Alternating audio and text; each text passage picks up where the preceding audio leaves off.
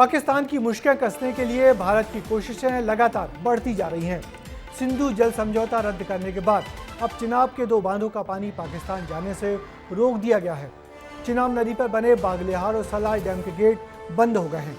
इन नदियों से पाकिस्तान को पानी जा रहा था।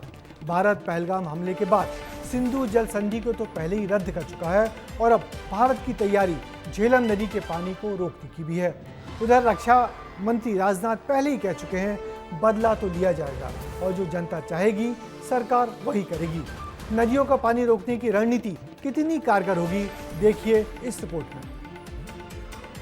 मोदी ने और उनकी हुकूमत ने ऐलान किया कि अब वो ये मुआहिदा नहीं मानते और मैं सखर में इसी सिंधु दरिया के साथ खड़े होके भारत को कहना चाहूंगा कि सिंधु हमारा है और सिंधु हमारा रहेगा।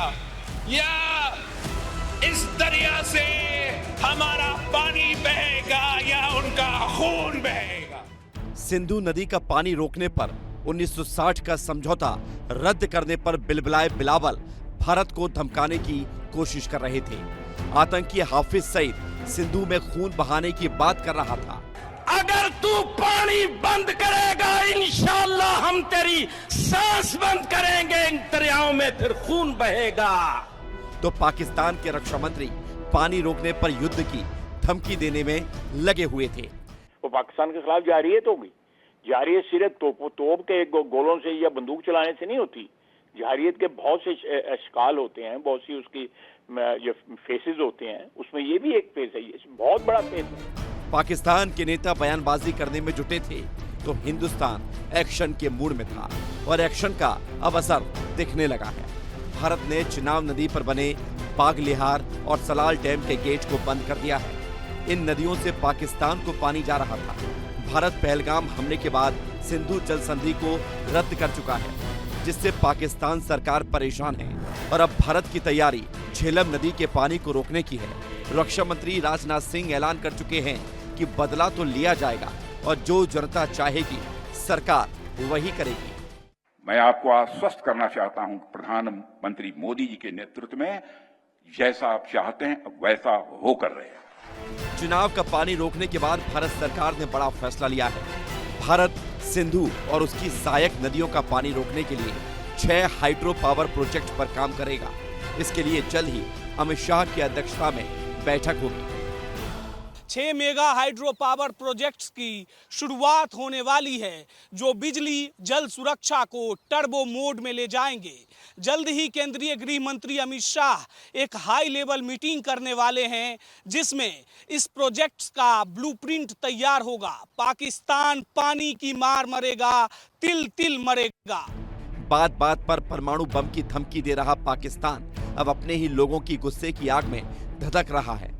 इस्लामाबाद की लाल मस्जिद में मौलाना अब्दुल अजीज गाजी ने खुले मंच से ऐलान कर दिया कि हिंदुस्तान के जंग का वो विरोध करते हैं।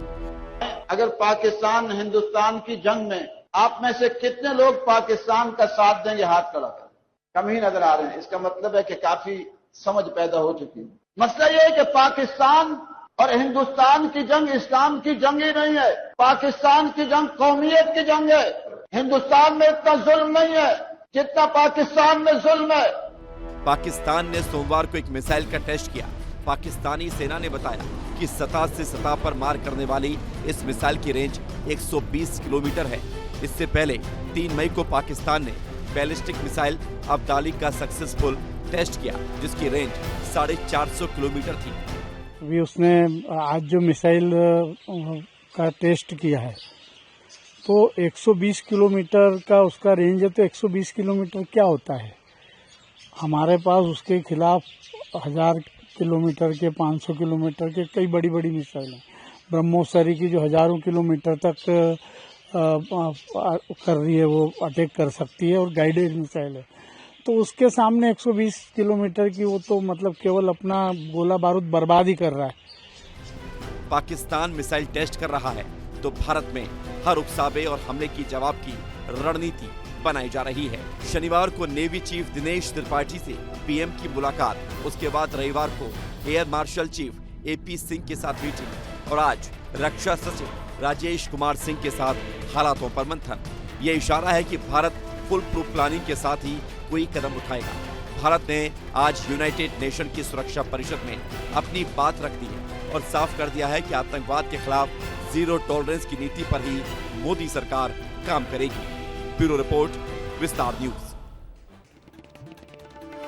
वैसे भारत की रणनीति पाकिस्तान को हर मोर्चे पर परास्त करना है, जिसके लिए बांधों का पानी रोकना, आर्थिक प्रतिबंध लगाना, आयात और निर्यात को पूरी तरीके से रोकना, साथ ही कूटनीतिक तरीकों को पाकिस्तान को आतंकियों को पालने वाला देश बताना है।